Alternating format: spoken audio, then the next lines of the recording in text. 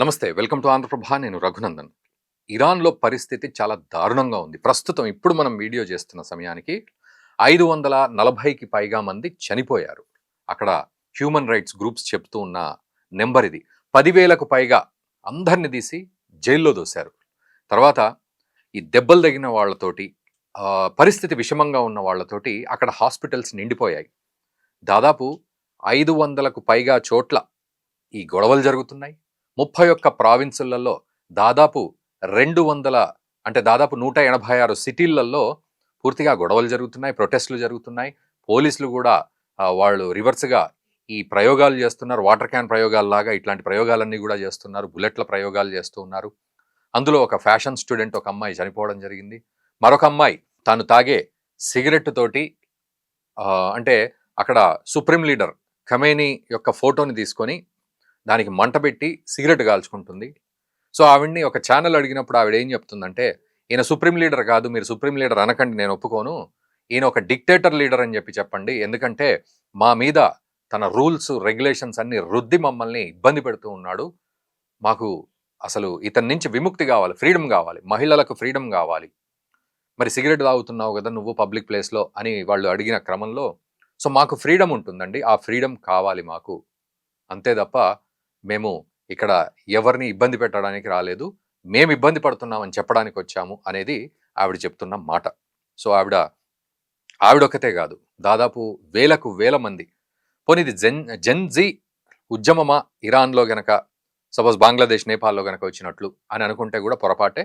కాదు, జెన్జీ ఉద్యమం కానే కాదు. ఇది 100% అన్ని వయసుల వాళ్ళు. అక్కడ ద్రవ్యోల్బణం 40-60% పేరుకుంది. 40 నుంచి 50, 50 నుంచి 60% ఇట్లా చెప్తూ ఉన్నారు. సో ఈ పరిస్థితికి వచ్చింది కాబట్టి జనజీవనం మొత్తం స్తంభించిపోయింది. సో ఇరాన్ ప్రభుత్వం కూడా ఏమంటుంది అంటే, $7 మేము ఇస్తాం, మీరు ప్రతి మనిషికి $7 ఇస్తే ఆ డాలర్లు రియల్స్లో మార్చుకుంటే చాలా డబ్బులు అవుతున్నాయి. సో వాటిని మీరు నిత్యావసర వస్తువులకు కొనుక్కోండి, ప్రతి నెల మీకు ఇట్లాగే జనవరి 10 నుంచి మీకు అందిస్తాం, సందర్భాన్ని బట్టి అందిస్తూ ఉంటాం విడతల వారీగా, ఒక 3-4 నెలల వరకు మీరు కుదుట పడండి అని చెప్పి అక్కడి ప్రభుత్వం కూడా చెప్తోంది. సో ఇది జెన్జీ ఉద్యమం కాదు, అన్ని వయసుల వాళ్ళు, బిజినెస్ వాళ్ళు, స్టూడెంట్స్, యూనివర్సిటీ స్టూడెంట్స్ మొత్తం అందరూ కూడా రోడ్ల మీదకి రావడం జరిగింది. ఇదొక ఎత్తు అయితే, ఇరాన్ ప్రెసిడెంట్కి మన ప్రధాని మోదీ కృతజ్ఞతలు కూడా తెలిపారు. ఎందుకంటే ఇరాన్లో మన వాళ్ళు వేల మంది స్టూడెంట్స్ చదువుకుంటూ ఉన్నారు. అక్కడ ఆ చదువుకునే పిల్లలందరినీ కూడా వెనక్కి తీసుకురావడానికి మన భారత ప్రభుత్వం అడుగు ముందుకు వేసింది. ఇరాన్ ప్రెసిడెంట్ మసూద్ పెజెష్కియాన్కి కృతజ్ఞతలు కూడా తెలిపారు ప్రధాని మోదీ, అక్కడ మన స్టూడెంట్స్ని తీసుకురావడానికి సహాయం చేసినందుకు. అండ్ ఇదొక ఎత్తు అయితే, అక్కడ ఇందాక నేను అన్నట్లుగా హాస్పిటల్ కూడా ఈ క్షతగాత్రులతోటి నిండిపోయి చాలా దారుణంగా ఉంది ఇరాన్లో సిచ్యువేషన్. సో ఒక ఉద్యమం, మన భారతదేశంలో ఒక ఉద్యమాలు ఎలా వస్తాయి, ముఖ్యంగా కొంత కంపారిటివిటీ కనుక తీసుకున్నట్లయితే తెలంగాణ ఉద్యమం ఎట్లయితే సాగిందో, కోర్స్ తెలంగాణ ఉద్యమం చాలా శాంతియుతంగా సాగింది, కొంత బలిదానాలు జరిగాయి. సో ఆ శాంతియుతంగా సాగిన క్రమము ఒక ఎత్తు అయితే, అంత లెవెల్లో అంతమంది యాక్టివేట్ అయ్యి ఈరోజు ఇరాన్లో ఆ 31 ప్రావిన్సులలో కూడా వాళ్ళు పెద్ద ఎత్తున నిరసనలు చేస్తున్నారు. కానీ అవి చాలా వాయిలెంట్గా ముందుకొచ్చాయి. సో శాంతియుతంగా అనేది పోయింది ఎప్పుడో. దాదాపు ఇది 2వ వారంలోకి నడుస్తుంది. డిసెంబర్ 28 నుంచి సాగుతున్నాయి అక్కడ గొడవలు. 2వ వారంలోకి అడుగు పెట్టడం జరిగింది. అండ్ కొంతమంది స్టూడెంట్స్ చనిపోవడం జరిగింది. ఇదంతా కూడా వాయిలెంట్గా మారిపోయింది. ఎంత వాయిలెంట్గా మారిపోయింది అంటే, అక్కడ రెజిమ్ చేంజ్ ఆపరేషన్ జరుగుతుందా అన్నంత వాయిలెంట్గా మారిపోయింది. అక్కడ సుప్రీం లీడరు మొత్తానికి దేశం విడిచి పారిపోయే పరిస్థితికి వచ్చింది. అండ్ అమెరికా కూడా ఇక్కడ వార్నింగ్ ఏమిస్తోంది ఇరాన్కి అంటే, ఇప్పుడు లేటెస్ట్గా మొన్నటికి మొన్న మేము గట్టిగా హిట్ చేస్తాము అని చెప్పింది. ఈరోజు ఏమంటుందంటే, ఇరాన్ ప్రభుత్వం మాతోటి సంప్రదించింది. ఏమిటి అంటే, మీరు ఇంటర్వ్యూన్ అవ్వండి అని, మీరు మాతో డిప్లొమాటిక్ టాక్ చెయ్యండి అని చెప్పి. కానీ ఆ డిప్లొమాటిక్ టాక్ కంటే ముందు కూడా మేము ఎంటర్ అవుతాం అని చెప్పడం జరిగింది. అంటే అమెరికా ఎంటర్ అవుతే ఏం చేస్తుంది, అక్కడి ప్రభుత్వాన్ని లేపేస్తుందా, లేకపోతే ప్రొటెస్టర్స్ని అణిచివేస్తుందా అంటే కాదు. ప్రొటెస్టర్స్ని అణిచివేయడం ఇరాన్ చేస్తున్న తప్పు కాబట్టి ఇరాన్ ప్రభుత్వాన్ని మేము క్వశ్చన్ చేస్తున్నాం, ఇక్కడ మేము ఇంటర్వ్యూన్ అవుతాము అని చెప్పి. ఇరాన్ ఏం చేస్తుంది, వెంటనే అటు అమెరికాకు వార్నింగ్ ఇచ్చేసింది. ఏమిటి అంటే, ఇరాన్కి సంబంధించిన ఫారెన్ మినిస్టర్ ఏమంటున్నాడంటే, చాలా కంట్రోల్లోకి తీసుకొచ్చాం, మేము చాలా కంట్రోల్లోకి తీసుకొచ్చాం, మేము చక్కగానే ఉన్నాం. అండ్ అక్కడ మిగతా వాళ్ళు కూడా మినిస్టర్స్ ఏమంటున్నారంటే, ఒకవేళ ఇరాన్ గనక ఈ రకంగా ఉండి అమెరికా గనక ఇంటర్వ్యూన్ అయితే మేము అమెరికాతో యుద్ధం చేస్తాం. అమెరికాకు సంబంధించిన ఏ ఉన్నా కూడా అది సముద్రంలో కావచ్చు, లేకపోతే అమెరికా భూమి మీద కావచ్చు, లేకపోతే అమెరికా ఇంకేదైనా తిరిగి అటాక్ చేస్తే మేము యుద్ధం ప్రకటిస్తాం. ఇటు అమెరికాకే కాదు, అటు ఇజ్రాయెల్కి కూడా వార్నింగ్ ఇచ్చేసింది. ఇజ్రాయెల్ మాకు బుద్ధి చెప్పాల్సిన అవసరం లేదు. ఇజ్రాయెల్ లాంటి దేశం మాకు హ్యుమానిటేరియన్ గ్రౌండ్స్ గురించి మాట్లాడుతోంది. మేము ఎట్లయినా ఇజ్రాయెల్ కూడా బుద్ధి చెప్తాం ఇట్లాంటి పిచ్చి మాటలు గనక మాట్లాడితే అంటూ ఇరాన్ అటు ఇజ్రాయెల్ మీద కూడా గట్టిగానే వార్నింగ్ ఇస్తోంది. నిజానికి ఇరాన్ మొదటి నుంచి కూడా ఇజ్రాయెల్, అమెరికా అండ్ యూరోప్ ఈ 3 కూడా మా మీద యుద్ధం ప్రకటించాయి అని ఇదివరకే దాదాపు నెల రోజుల క్రితమే ఒక సీరియస్ స్టేట్మెంట్ ఇచ్చింది. అందులో భాగంగా ఈ రోజు కూడా మళ్ళీ serious statement Israel and America మీద ఇవ్వడం అయితే జరిగింది. ఏదేమైనప్పటికీ ఈరోజు 500కు పైగా మంది చనిపోవడం, అందులో జెన్జీ అనే కాదు అందరూ ఉన్నారు, అండ్ 10,000 మంది అరెస్ట్ అవ్వడం అనేది ఇరాన్ పరిస్థితిని పూర్తిగా అధ్వాన్నంగా మార్చింది. ఒక్క ప్రాంతంలో కాదు, ఇది ఇరాన్ మొత్తం జరుగుతోంది. సో ఏమిటి వాళ్ళు కోరుకునేది అనే విషయానికి వస్తే మాత్రం వాళ్లకు ఫైనాన్షియల్ ప్రాబ్లం అయితే ఉంది.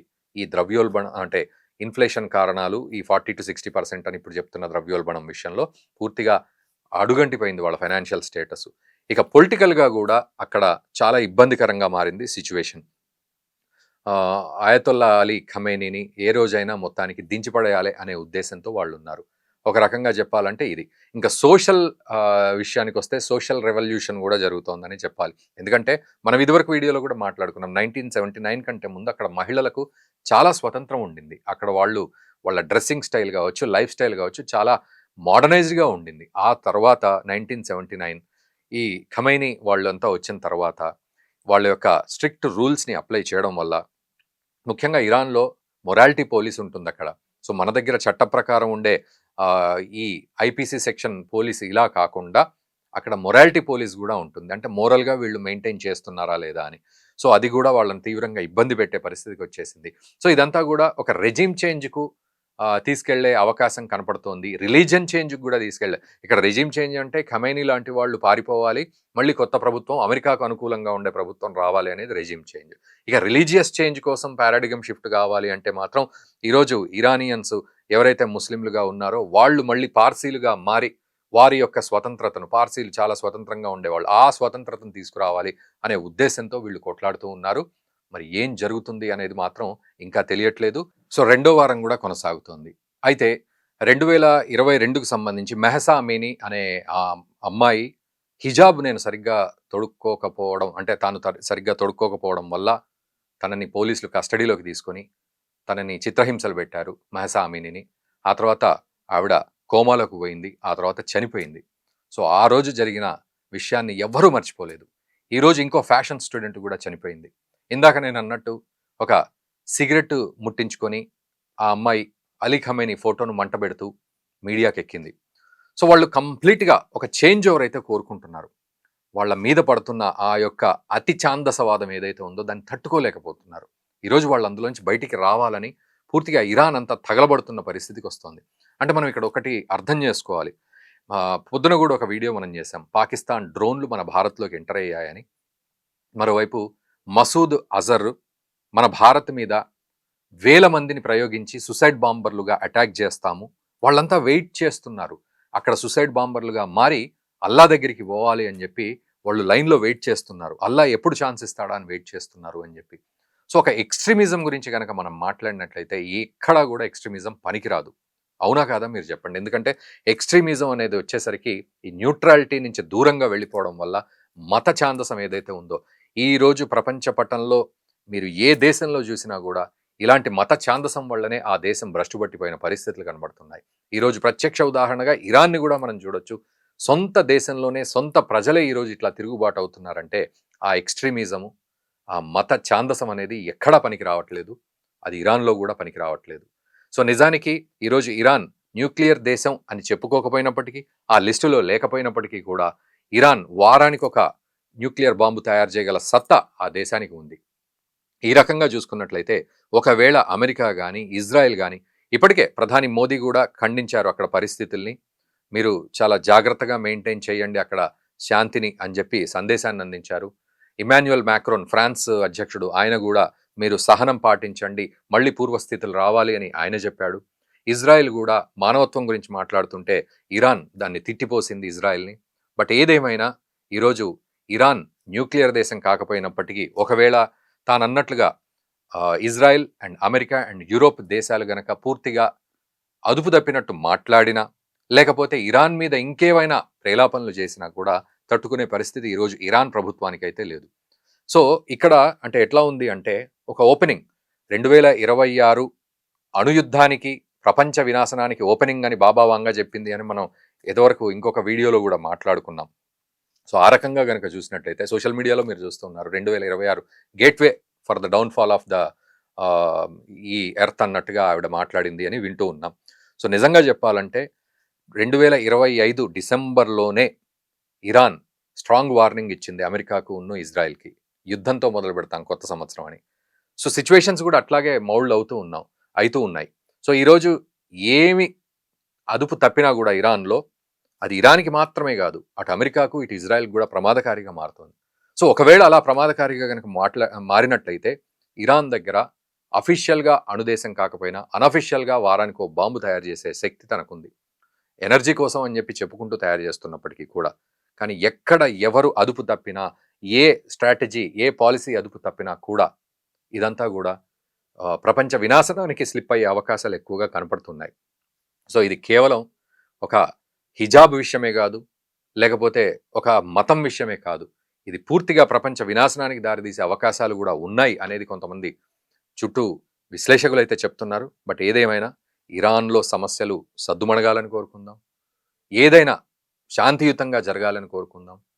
ఏది జరిగినా అది అక్కడి ప్రజల మంచి కోసమే అని చెప్పి ఖచ్చితంగా మనం కోరుకోవాల్సిన పరిస్థితి.